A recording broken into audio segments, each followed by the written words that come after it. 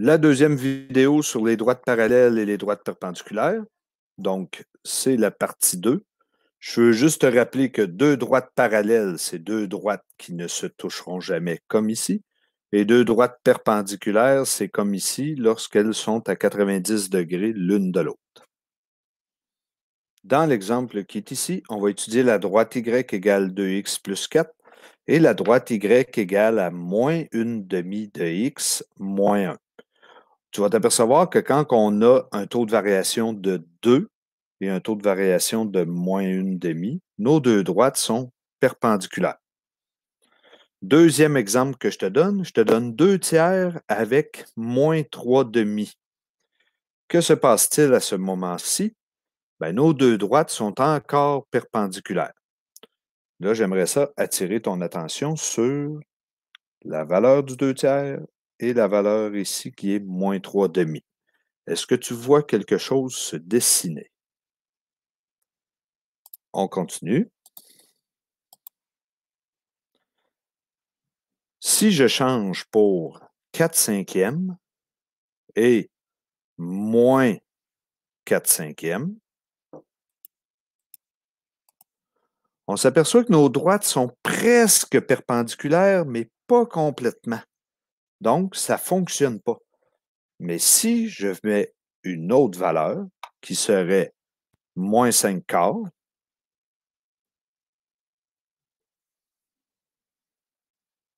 ce ne sera pas long,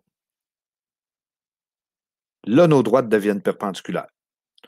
Fait que maintenant, je vais attirer ton attention si je mets un taux de variation de A. Au lieu d'être 4/5, on va mettre A. A, ça veut dire que c'est une valeur qui est n'importe quel nombre qui vaudrait A.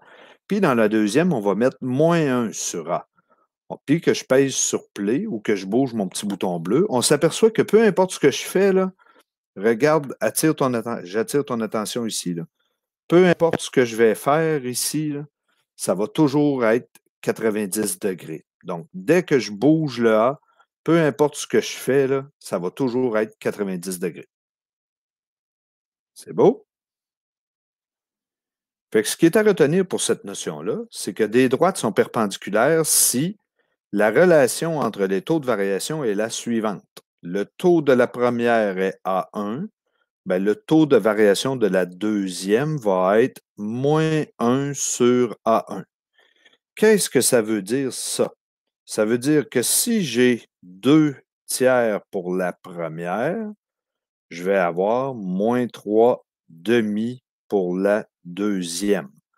Toujours une positive, une négative, et on prend nos numérateurs et dénominateurs et on les change de place. Le deuxième exemple que je peux te donner, si je donne 8, ben 8, c'est comme si j'avais 8 unièmes comme taux de variation. Ben ma relation serait moins 1 huitième. C'est ce qui est à retenir de cette notion-là.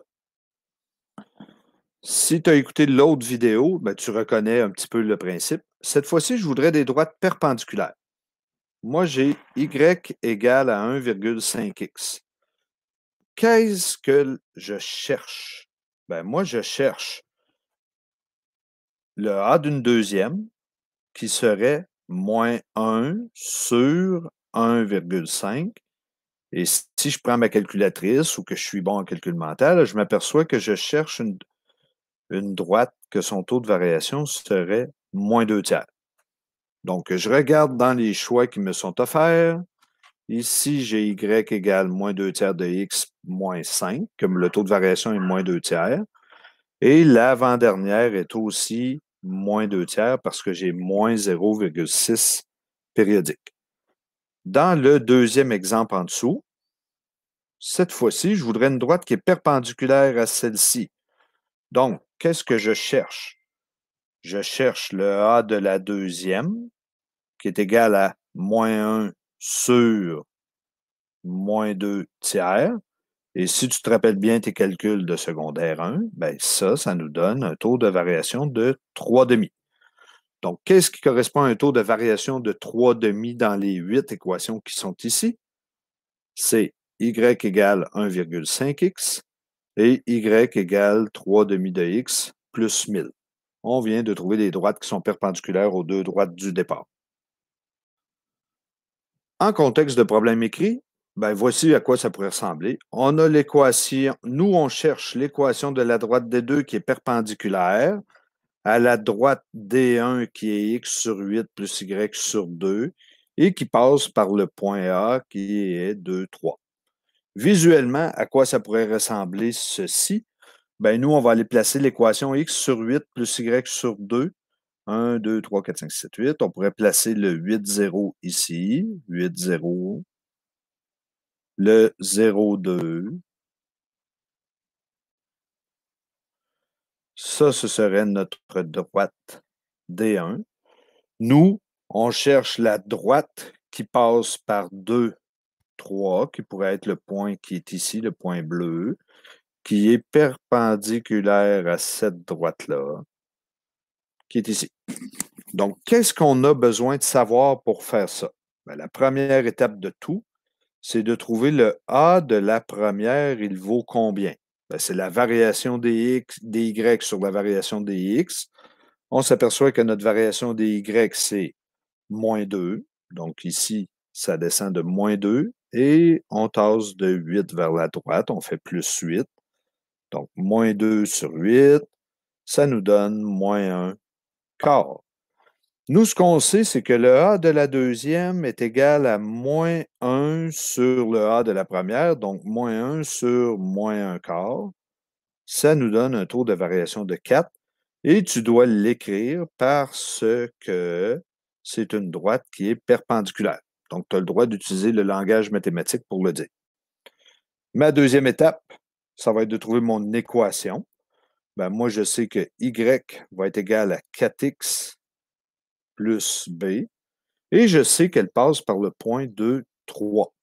Je viens mettre 3 ici, 2 ici, et 4 fois 2 plus B. J'arrive à 8 plus B me donne 3. Moins 8, moins 8. Mon B vaut moins 5. Donc, l'équation que je recherchais, c'est Y est égal à 4x moins 5. Puis ça, c'est l'équation de la deuxième droite. Un deuxième exemple pour être sûr que tu as compris. Cette fois-ci, on voudrait l'équation de la droite D2 qui est perpendiculaire à la droite D1 qui est 9x moins 3y moins 24 égale à 0 et qui passe par le point A qui est 6, 18. Donc, notre étape 1, on pourrait écrire cette équation-là sous la forme y égale à x plus b. Je saute une étape. Donc là, c'est à toi d'être capable de faire ça. On va faire moins 9x divisé par moins 3. Ça nous donne 3x. Plus 24 divise moins 3, moins 8. On vient de trouver que le A de la première est égal à 3, le taux de variation de la première. Donc, le A de la deuxième va être égal à moins 1 sur le A de la première, 3, moins 1 tiers. Parce que, il ne faut pas que tu oublies de l'écrire, parce que nos droites sont perpendiculaires. Deuxième étape qu'on va faire, on va se servir de ce qu'on vient de trouver là pour trouver l'équation de notre droite. Donc, y est égal à moins 1 tiers de x plus b. Et on sait qu'elle passe par le point 6, 18. 18, 6, moins 1 tiers fois 6 plus b. Ça nous donne donc moins 2 plus b est égal à 18, plus 2 des deux côtés. Le b vaut 20. Troisième étape, on donne notre réponse complète. La règle que l'on recherchait est y2 est égal à moins 1 tiers de x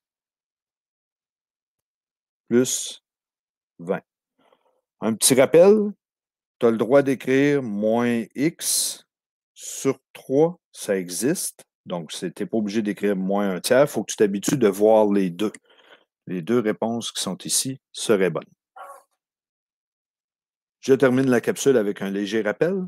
Deux droites sont perpendiculaires s'il y a la relation entre les taux de variation qui est que la première vaut A1, ben le A de la deuxième va te permettre de faire -1 sur A1.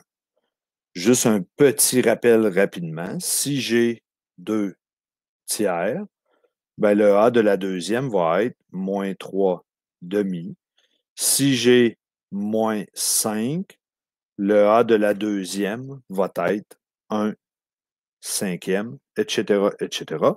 Et rappelle-toi qu'il faut toujours, toujours, toujours écrire la phrase parce que mes droites sont perpendiculaires. Et tu peux toujours l'écrire comme ceci avec un T à l'envers. C'est le signe pour dire perpendiculaire.